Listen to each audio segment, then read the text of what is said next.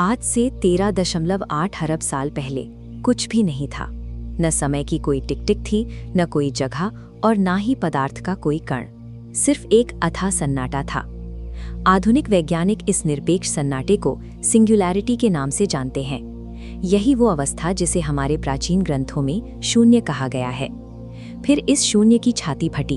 एक धमाके के साथ पूरा ब्रह्मांड अस्तित्व में आया, जिसे विज्ञान बिग बैंग कहता है। इस शुरुआती पल में चारों तरफ केवल अराजकता थी। बेजान पदार्थ और धूल के कण एक भयानक बेतरतीब गति से इधर-उधर भाग रहे थे। तो फिर इस बिखरी हुई मृत धूल को ग्रहों और आकाशगंगाओं की एक व्यवस्थित संरचना में किसने बांधा? वो कौन सा नियम था जिसने इस केओस को एक लय दी? ये पूरी व्यवस्था किसी इत्तेफाक का नतीजा नहीं है।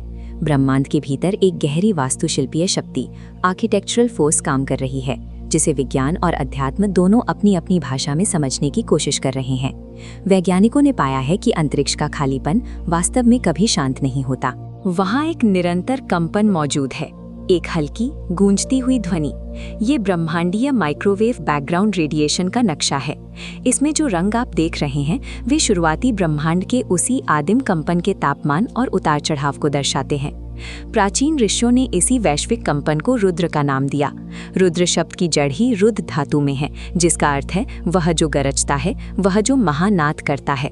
इन प्राचीन ताड़पत्रों में उसी ब्रह्मांडीय गर्जना को डिकोड करने के सूत्र लिखे हैं। ये रुद्राध्याय है, ध्वनि और ऊर्जा का वो विज्ञान जो हमें इस कंपन से जुड़ना सिखाता है, जिसे आज के एस्ट्रोफिजिसिस्ट्स थर्मोडायनामिक वाइब्रेशंस कहकर ग्राफ पर उतार रहे हैं। वह दरअसल उसी रुद्र का आधुनिक विवरण है।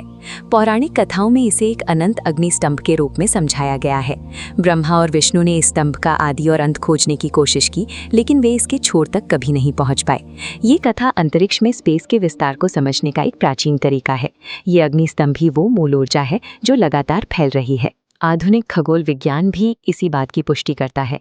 ब्रह्मांड स्थिर नहीं है, ये हर क्षण बढ़ रहा है। जो कल अनंत था वो आज और बड़ा हो गया है। विज्ञान और पुराण दोनों एक ही सत्य की ओर इशारा करते हैं।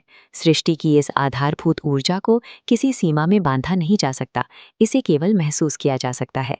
हम अक्सर इस विशाल ब्रह्मांडीय ऊर्जा से खुद को अलग महसूस करते हैं।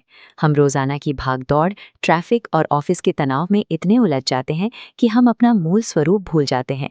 लेकिन परमाणुओं के स्तर पर जाकर देखें तो आपके शरीर के भीतर भी वही कंपन चल रहा है जो तारों और आकाशगंगाओं को गति देता है।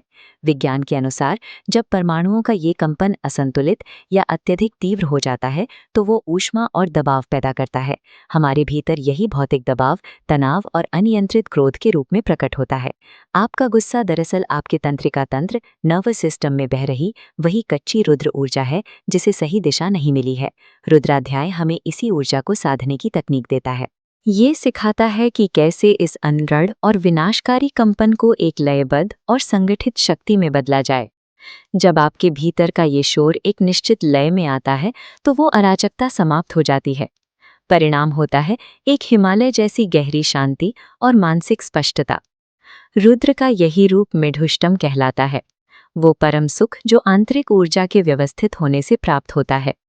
लेकिन एक पहेली अभी बाकी है। इन प्राचीन मंत्रों में चोरों और ठगों को भी नमन क्यों किया गया है? क्या अंधेरे और बुराई में भी उसी ऊर्जा का वास है? हम इस विशाल अस्तित्व में कोई साधारण धूल के कण नहीं हैं। हम उसी महाविस्फोट की ऊर्जा को अपने भीतर समेटे हुए जीवित प्राणी हैं, जिनका कार्य अपने भीतर के इस ब्रह्मांड को समझना और संतुलित करना है।